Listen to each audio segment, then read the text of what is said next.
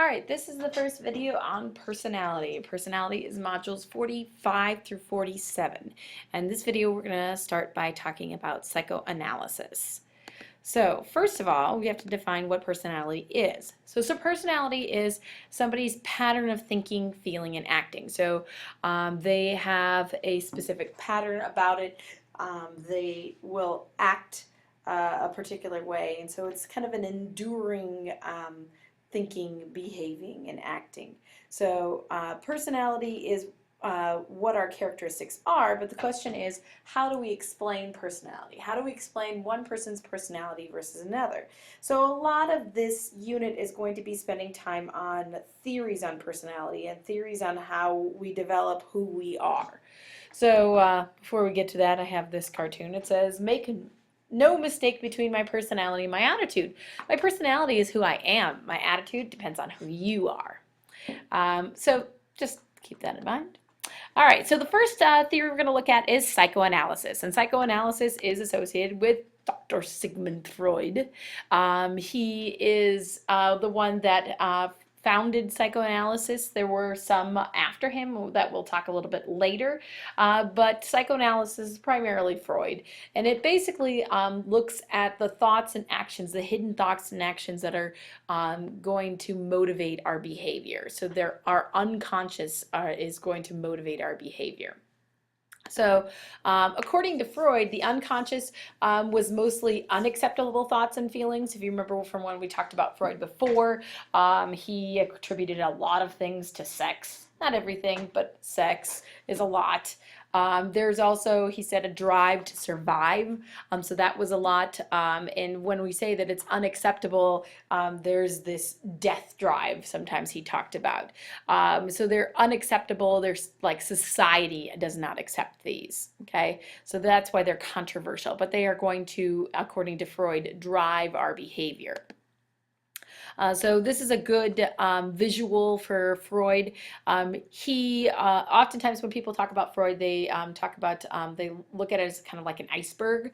So the iceberg, if you understand how an iceberg works, there's very little of the iceberg that's actually floating on the top. Most of the iceberg, the big mass of the iceberg, is underneath. So his concept of the unconscious, basically of your mind, follows that idea, analogy of an iceberg. And so the top portion is your conscious mind, what you're consciously aware of. The hidden stuff underwater is the unconscious, and obviously it's larger than the conscious mind. And so according to Freud, our unconscious is much larger than our conscious awareness. Now, according to Freud, personality comes from a conflict between what he called the id, the ego, and the superego, and I'll talk about each of those three on the next slide. But basically, he said that when we are trying to resolve the conflict, because each of those are going to have particular drives and motives, that each of those will work together, and how we resolve the conflict between them, that will determine our personality. So this is just continuation, so you don't need to write the conflict between id, ego, and superego because you already wrote that.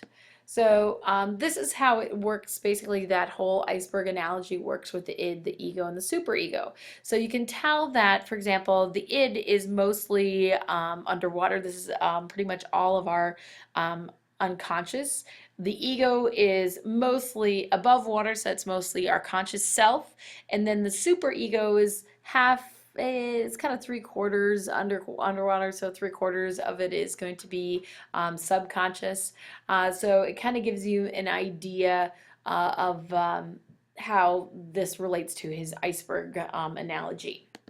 So the id is the unconscious energy that is basically seeking immediate gratification for things like sex, the need to survive. The id is the now. I want it now. Give it to me now. I cannot wait. Okay.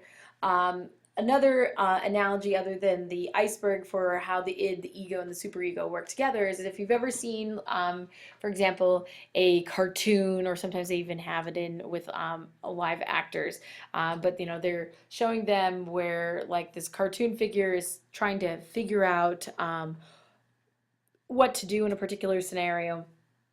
And then all of a sudden in pops this little angel on their shoulder, and then the other shoulder is this little devil. So if you think about it, the id, okay, is seeking immediate gratification. So the id is like the little devil. It's telling you, get it now, I want it now. Okay.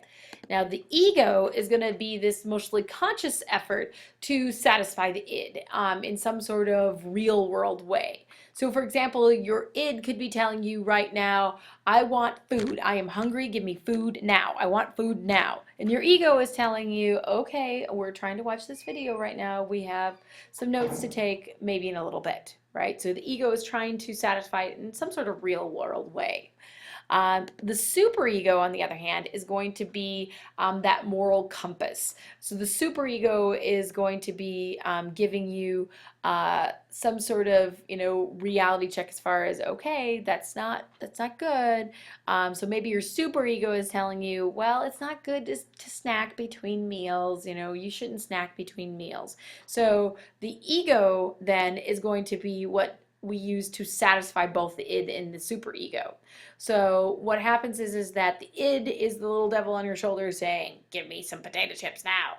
And the superego is on the other shoulder, the little angel that's telling you, no, it's not good for potato chips. That's spoiling your dinner. So the two are talking to you, and the ego, yourself, is going to be the conscious effort where we're going to be working to try and resolve the conflict between the two. So for example, maybe we say, okay, how about I'll get a snack, but it'll be a healthy snack. Maybe I'll eat some carrots, okay?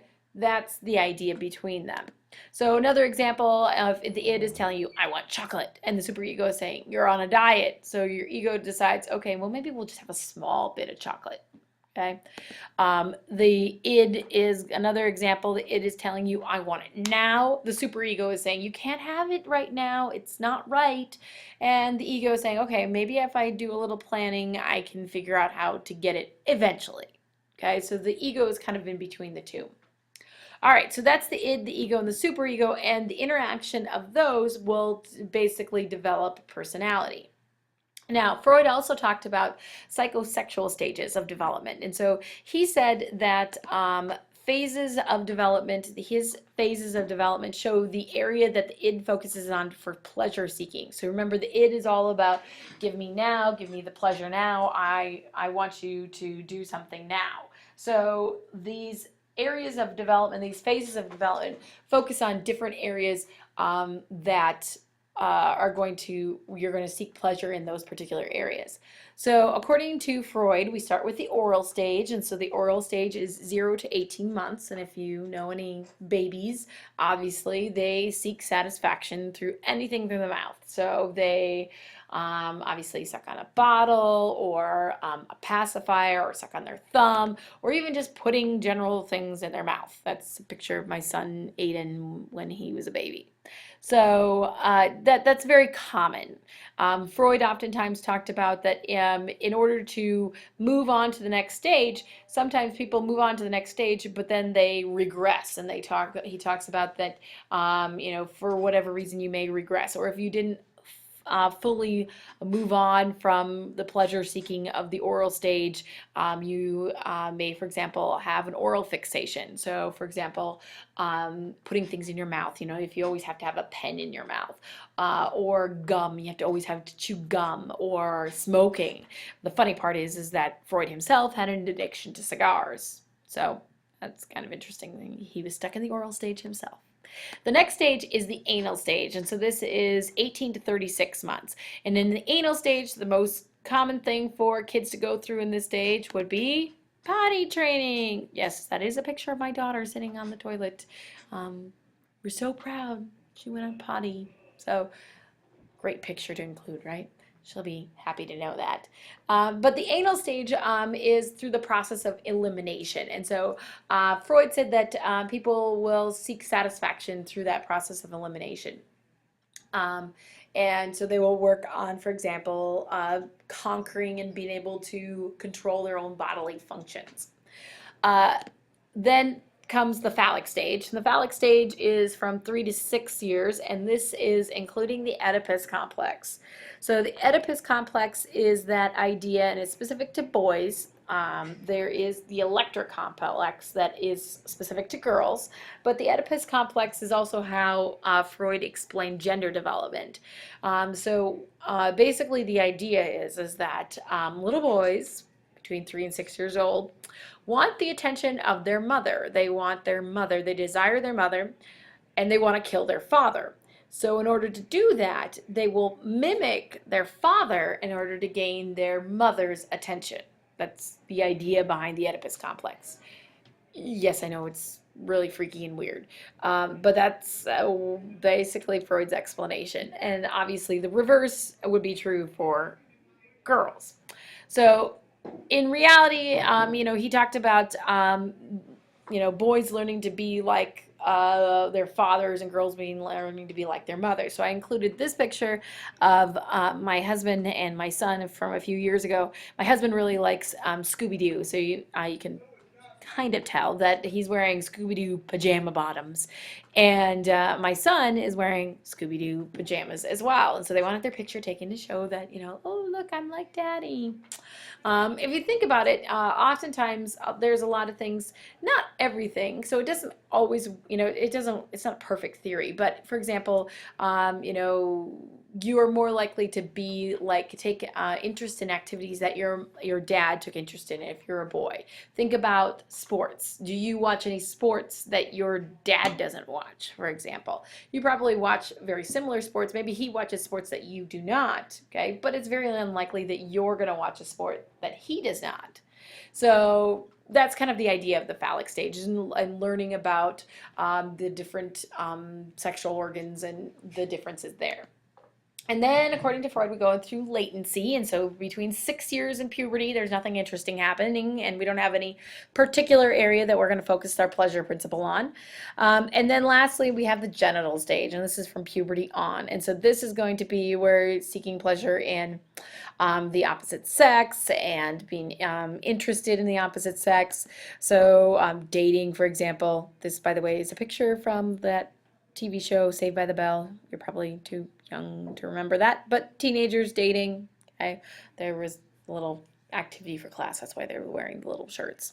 So that's Freud's psychosexual stages and his explanation of how personality develops. Let me know if you have any questions.